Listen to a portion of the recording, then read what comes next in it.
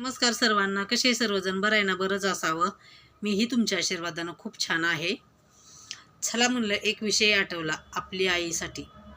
आईची कहाणी कधीच कुणी सांगू शकत नाही.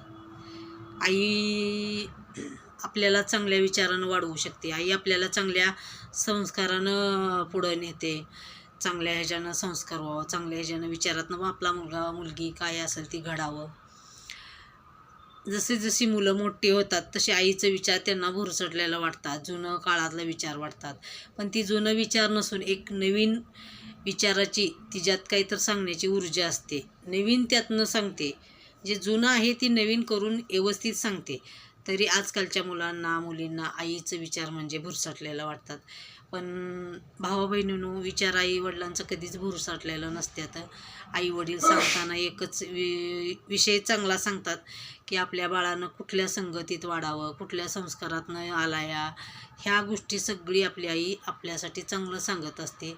पण आईचं विचार भुरसटलेलं वाटू नये. आईचं विचार ही आपल्यासाठी अनमोल एक चांगला विचाराचं आपल्यासाठी देवणघेवण आहे.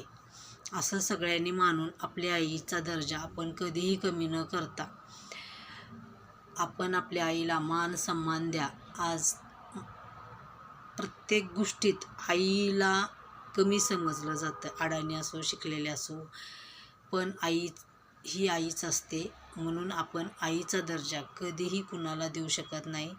त्यामुळं आपण जन्म जिच्या पोटी घेतला तिलाही सर्वस्व मान सन्मानही मिळालाच पाहिजे.